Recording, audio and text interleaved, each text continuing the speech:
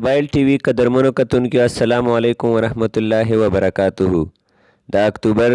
په 5مه نیټه د کال 2020 تیر شوي اتوار په ورځ وروستو له مانځه ماسپښین 2 بجې د سربند مال منډۍ سره نږدې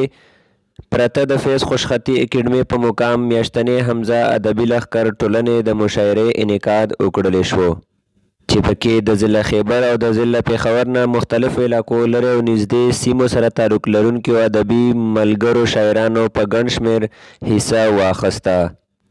د دې ټولنې مشري د باړې نوموړی شاعر او د حمزه ادبي لښکر باړې موجوده مشر کوربه ښاغلی مبین حساس صاحب د ادبي ټولنې کوربه ذمهداري ډېره په ښه توګه ترسره کړه. په دې ټولنه کې ادبي ملګرو خپل ښایسته کلامونه پیش کړل چې پکې د ګیلمن افریدي د خندا نه ډک او مزاحیه کلام څه په دا رنګ دی. اول د تاسو دغه مرګریو ډېره شکرګزار یم چې یاره دا غږ یې مرله بانله ور وکړله او اول ځال مې هم دی او شعرونه مې هم ډېر ساده دي خفه کېږو بیا هم نه وي چې لوبې کوې په زړونو ستړیو باندې لوبې کوې په زړونو ستړیو باندې شیال شي رقیبه ته په غړیو باندې وي چې لوبې کوې په زړونو ستړیو باندې شیال شي رقیبه ته په غړیو باندې و موته د دا توپک قبوله نه دو موته د دا توپک قبوله نه دو مغولوی د کیکر زړیو باندې وی چې موته د دا توپک قبوله نه دو مغولوی د کیکر زړیو باندې و زه یم ژوندی ګوره څه مړ خو نه یم زه یم ژوندی ګوره څه مړ خو نه یم خلک دوې کوي په مړیو باندې مننه ډېره مننه وي چې زه یم ژوندی ګوره څه مړ خو نه یم خلک دوې کوي په مړیو باندې نن سبا خپل بچی په کور نه راځي وي چې نن سبا خپل بچی په کار نه راځي مه کړه اعتبار پردو راوړیو باندې وي چې نن سبا خپل بچای په کور نه راځي ما کړه اعتبار پردو راوړیو باندې مونږ غریبان ډبل بیډ څه پېژنو مونږ څه ملو په سرګړیو باندې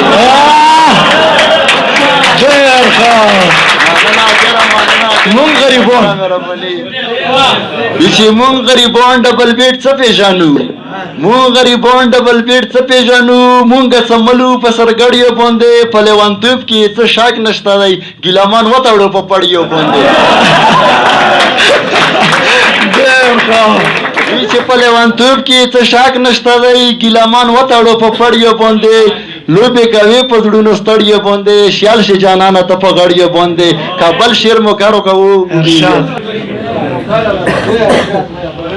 وی چې آشنا په تو کې خوټاګې ډېرې دي آشنا په تو کې خوټاګې ډېرې دي د خود مو د زندګۍ ډېرې دي او مینه کې غلا غوندې ژوندون تېرېږي مینه کې غلا غوندې ژوندون تېرېږي د رقیبانو متوزې ډېرې دي و دغه متال دی اورېدلی نه دی دغه متال دی اورېدلی نه دی چې وي سرونه نو ټوپې ډېرې دي مننه وي چې دغه متال دی اورېدلی نه دی چې وي سرونه نو ټوپې ډېرې دي اشنا په چغو درسې نه ژاړېږم د پټې پټې مې سلګۍ ډېرې دي وي چې اشنا په چغو درسې نه ژاړېږم د پټې پټې مې سلګۍ ډېرې دي د مو زړګي لیوني ته خواښه کړې کلي کې څومره جنکۍ ډېرې دي وي چې د مو زړګي لیوني ته خواښه کړې کلي کې څومره جنکۍ ډېرې دي ماما قسم دی بې ودنه زوړ شوم ماما قسم دی بې ودنه زوړ شوم مچې ته روکړه تون مسۍ ډېرې دي مننه ډېره مننه وي چې ماما قسم دی بې ودنه زوړ شوم و چېرته روکړه ټول مسۍ ډېرې دي پښتانه ځکه بې تعلیم نه ستر شول پښتانه ځکه بې تعلیم نه ستر شول کلي په کلي یې بادۍ ډېرې دي وایي چې پښتانه ځکه بې تعلیم نه ستر شول کلي په کلي یې بادۍ ډېرې دي سوی تر سوی لوغاړن به مړ شي د ګیلمن په زړه پولۍ ډېرې دي مننه ډېره مهرباني. دې نه علاوه نورو ادبي ملګرو ته هم په دې ادبي ټولنه کې د خپلو کلامونو پیش کولو موقع ورکړلې شوه. په دې ادبي ټولنه کې د قبایل ټي وي ټیم هم خپل شرکت وکړلو. د دې ټولنې مشر کوربه مبین حساس صاحب په اجازت باندې د قبایل ټي وي چیف ریپورټر محمد فرهاد د یو نوموړی شاعر دانش صاحب سره د دې ټولنې په حوالې سره خبرې وکړې چې دانش صاحب د دې ادبي لښکر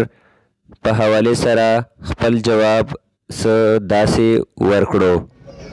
السلام علیکم ګرانو کتونکو، زه یم ستاسو ورور محمد فرهاد د قبایل ټي وي سره موجود یو نن په باړی بټاتل علاقه کې کوم ځای کې چې حمزه ادبي لښکر یوه مشاعره وشوه. دلته یې موږ سره یو ملګری ویلوړ دی په دا مشاعره کې دا هم شرکت کړی. د دا نه به پوښتنه کوو چې دا مشاعره چې کومه کیږي حمزه ادبي لښکر دا تاسو د کوم مقصد دی پوره کوو؟ بسم الله الرحمن الرحیم. د قبایل ټي وي شکریا ادا کوم چې د حمزه ادبي لښکر په ستاینه کې دلته راغلي دي. د حمزه ادبي لښکر شروعات چې کوم دی دا تقریبا 13 کالو راسې کېږي دلته،